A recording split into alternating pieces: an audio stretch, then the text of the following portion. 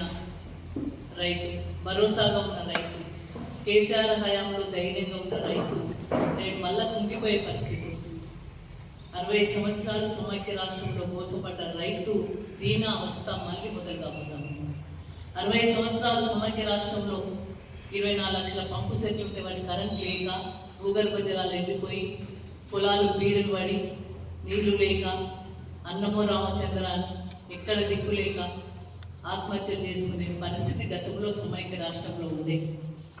ఆ పరిస్థితిని గమనించిన గౌరవ కేసీఆర్ గారు 2001లో గులాబీ జెండా చేతబట్టి 14 సంవత్సరాలు అహింసా మార్గంలో పోరాటం చేసి కేంద్రం మెడలు వంచి సావు నోట్లో తలకాయ పెట్టి తెలంగాణ రాష్ట్రాన్ని సాధించిన తెలంగాణను బాగు చేయాలి, రైతాంగాన్ని బతుకును మార్చాలి, రైతాంగం కళ్ళల్లో సంతోషం చూడాలనే ఉద్దేశం కొద్దీ గౌరవ కేసీఆర్ గారు 2014లో పగ్గాలు చేతబట్టినాక, తెలంగాణ రాష్ట్ర పగ్గాలు చేతబట్టిన అనంతరమే ఒక 6 నెలల్లోనే 24 గంటల కరెంటు తీసుకొచ్చి ఏ రైతాంగం అయితే తెలంగాణ రాష్ట్రంలో కరెంటు లేక అవస్థలు పడి ఇబ్బంది పడతా ఉన్నారో ఆ రైతాంగాన్ని ఆదుకోవడం కోసం రాష్ట్రంలో 24 గంటల కరెంటు తీసుకొచ్చి ఉచితంగా ఇచ్చిన ఘనత గౌరవ కేసీఆర్ గారు.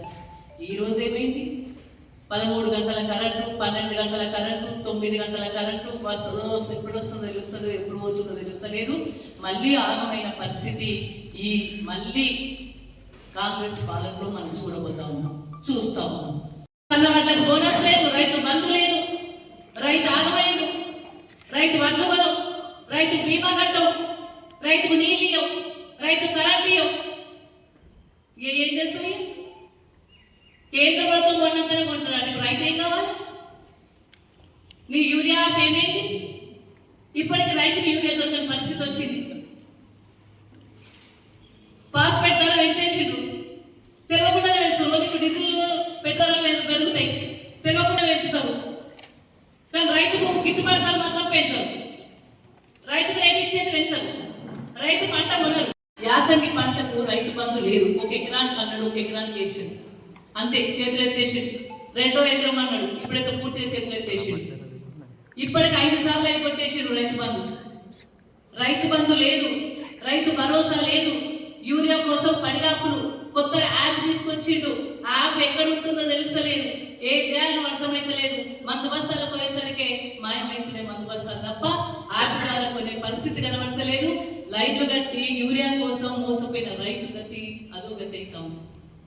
అట్లా కష్టపడి కూడా రైతు యూరియా తీసుకొచ్చి పాస్పేట్ రేట్లు పెంచిండ్రు. యూరియా తీసుకొచ్చి మరి పొలానికి వేసుకొని పంట పండిస్తే 60 రోజులు సెంటర్లలో పడిగాకులు కాసిండు రైతు తప్ప సరిగా కొన్న పాపన పోలేదు. మొలకలు వచ్చినాయి, తడిసిపోయినాయి, ఆగమైండు రైతు. సెంటర్లలో ఆగమైండు, పనిషి పెట్టుకొని తిరిగిండు. కొంతమంది రైతులు అయితే గుండె వచ్చి చనిపోయింది. ఇది రైతు పరిస్థితి. ఆగమైండు, వడ్లు కొనకపోతివి, పంటకు నీళ్ళు ఇవ్వకపోతివి, కరెంటు చక్కగా ఇవ్వకపోతివి, రైతు బంధు లేదా, యూరియా కొరతనేనా, ఏం చేయాలి రైతు?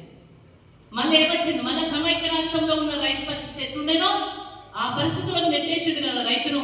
ఇప్పుడు కొత్త కథ, రేవంత్ రెడ్డి కొత్త కథ మొదలుపెట్టింది. ఏం కథ అది? రైతు ఏదైతే కేంద్ర ప్రభుత్వం టార్గెట్ ఇస్తుందో అంతే కొంటాడు. క్యాబినెట్ అయిపోయింది అంటే రైతు కేంద్ర ప్రభుత్వం ఎంత కొంటదో ఇక గవే కొంటాడు, రాష్ట్ర ప్రభుత్వం ఏం చేయదట.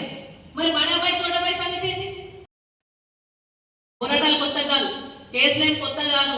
మేము అన్ని రకాలు ఎదుర్కొని వచ్చినాం. 14 ఏళ్ళు తెలంగాణ రాష్ట్ర ఉద్యమంలో నీకంటే ఆంధ్ర పాలకులు నీకంటే ఎక్కువ సతాయించిన పట్టించుకోలే. ఉద్యమం చేసి తెలంగాణ రాష్ట్రాన్ని తెచ్చుకున్న వాళ్ళం. రేపు తెలంగాణ రైతాంగం పక్షాన్ని నిలబడతాం, పోరాటం చేస్తాం. తప్పకుండా రాష్ట్ర కేంద్ర ప్రభుత్వాల మెడలు వంచైనా సరే పట్టు కనిపిస్తామని కూడా ఈ సందర్భంగా తెలియజేసుకుంటూ, తప్పకుండా రైతులు ఎవరు బెంబేలు పడాల్సిన అవసరం లేదు. రైతుల పక్షాన్ని నిలబడదాం. పంట ఆఫీగా పండించుకోవాలి. రైతులు బాగుండాలి. రైతు బాగుంటేనే రాష్ట్రం బాగుంటుంది. రైతు వెన్నుముక, దేశానికి వెన్నుముక. తెలంగాణ రైతు మరీ కేసీఆర్ సార్ వచ్చినాక ఆ భాష కొద్ది ధైర్యం కొద్ది పంటను ఎక్కువ పండించుకొని ధైర్యంగా ఉన్నాడు. ఈ 2.5 ఏళ్ళ కుంగిపోతున్నాడు రైతు. కాబట్టి ఈ 2.5 ఏళ్ళ నష్టపోయిన రైతు రేపు మళ్ళీ రాబోయే కాలంలో కేసీఆర్ అంటే డిఫరెంట్ గా మంచిగా మారబోతున్నాం. ఒకవేళ పట్టుకోకపోతే మాత్రం ఊరుకునే ప్రసక్తి లేదని అంతవరకు కంటి నిద్రపోయి భరోసా పొందుతున్నాడు, ధైర్యంగా ఉన్నాడు. కానీ ఈ రోజు మళ్ళీ ఆగమైంది. ఈ వడ్లు కొనమని ఊకం. మీరేదో తమాషాలు చేసి చెప్పి ఇప్పుడేదో వడ్లు కొనమని చెప్పి ఇప్పటి మొదలు పెట్టి కొనమనుకుంటున్నారేమో. ఊకునే ప్రసక్తి లేదు. టీఆర్ఎస్ పార్టీ ఉద్యమం చేస్తుంది, రైతు పక్షాలు నిలబడుతుంది. చివరి గింజ వరకు వడ్లు కొనేంత వరకు ఊకున్న ప్రసక్తులు రాష్ట్రం మొత్తం ఏకం చేస్తాం. తెలంగాణ ఉద్యమం ఎట్లా జరిగిందో మా రైతుల ద్వారా ఉద్యమాన్ని కూడా ఆ విధంగా చేపడతాం. మీరు వడ్లు కొనమని తప్పించుకుంటా ఊరుకునే ప్రసక్తి లేదు. మీరు రాజ్యానికి వచ్చినప్పుడు, మీరు గవర్నమెంట్ లోకి వచ్చినప్పుడు, మీరు పిసిసి అధ్యక్షుడిగా ఉన్నప్పుడు ఇచ్చిన మాటలన్నీ మాకు యాదుకున్నాయి. 10,000 కోట్లు ఇస్తే మొత్తం రైతులంతా రాజులను చేస్తాను. నేను 24 గంటల కరెంట్ ఇస్తాను, ఇస్తలేవు. 6 గ్యారెంటీలు అన్నావు, 15,000 రైతు బంధు అన్నావు, రుణమాఫీ అన్నావు. ఏ ఒక్కటి సరిగా నెరవేర్చలేదు, ఏ ఒక్కటి కూడా నెరవేర్చలేదు. మా నాయకులు సవాల్ చేసిండ్రు, ఏ ఊరు పోదాంపో ఆ ఊరికి పోదాంపా, అక్కడ కంప్లీట్ గా మొత్తం ఆ ఊర్లో రుణమాఫీ అయితే దేనికంటే దానికి సవాలంటే నువ్వు తోక ముడిచినావు, నువ్వు రాలే. మరి ఇంకా ఇప్పుడు రైతులకు వడ్లు కదా అంటే ఎవరు ఒప్పుకుంటారు? రైతులు కాదు, రైతుల పక్షాన్ని నిలబడుతుంది బీఆర్ఎస్ పార్టీ, రైతుల పక్షాన్ని ఉద్యమం చేస్తుంది బీఆర్ఎస్ పార్టీ. ఇక్కడ రాష్ట్ర ప్రజలు రాష్ట్రం అంతా కలిసి రాష్ట్ర ప్రభుత్వం మెడలు పంచుతాం, కేంద్ర ప్రభుత్వం మెడలు పంచుతాం. తప్పకుండా వడ్లు కొనే విధంగా చేస్తాం. మీరు తప్పించుకోవడానికి లేదు. ముఖ్యమంత్రి మాట, మంత్రి మాట, శృతి లేదు. శృతి లేకుండా రాష్ట్రాన్ని ఏలుతుండు. మరి అట్లాంటిది ఇప్పుడు 72 సార్లు ఢిల్లీ పోయి ఏం సాధించుకొచ్చినావు? రాష్ట్రానికి ఏమైనా పెట్టుబడులు వచ్చినా? రాష్ట్రానికి ఏమైనా కొత్తగా నిధులు వచ్చినా? బడే బాయ్ అంటావు కదా, మరి నీ చోటే బాయ్ బడే బాయ్ మీ ముఖ్యమంత్రి, ఇంకో ఆంధ్రప్రదేశ్ ముఖ్యమంత్రి. మరి ముగ్గురు కలిసిండ్రు కదా, ముగ్గురు కలిసినప్పుడు మా రైతుల సంగతి ఏంది? ముగ్గురు కలిసి మా రైతులను ఏం చేస్తుంది? ఆగమెందుకు చేస్తుంది తెలంగాణ రాష్ట్ర రైతులను? అందుకే రేవంత్ రెడ్డి గారు మీ ప్రభుత్వం ద్వారా తెలంగాణ రాష్ట్రంలో ఉన్న పండిన పంటనంతా కూడా కేంద్ర ప్రభుత్వము కొనగా టార్గెట్ ఇచ్చిన దానికంటే కూడా టోటల్ తెలంగాణలో ఉన్న ప్రతి గింజ, పండిన ప్రతి గింజ కొనాల్సిందే. కట్టిన ఘనత గౌరవ కేసీఆర్ గారు. పాలమూరు రంగారెడ్డి ప్రాజెక్టులను కట్టిన ఘనత కేసీఆర్ గారు. ఇక్కడ ఎంఎన్ కెనాల్, ఎఫ్ఎన్ కెనాల్ సిక్కూరు మెదక్ జిల్లాకు అంకితం చేసి లైనింగ్ చేసి 100 కోట్లతో లైనింగ్ చేసిన ఘనత గౌరవ కేసీఆర్ గారు. ఇక్కడ 40,000 ఎకరాలకు పంట పండించుకోగలుగుతాము. అంటే దాదాపు 1,30,00,000 ఎకరాలు గతంలో తెలంగాణ రాష్ట్రంలో ఉంటే 2,30,00,000 ఎకరాల వరకు పెంచిన ఘనత. అంటే 1,00,00,000 ఎకరాలకు కేసీఆర్ గారు వచ్చినాక పంటను మాగాలి చేసిన ఘనత గౌరవ కేసీఆర్ గారు.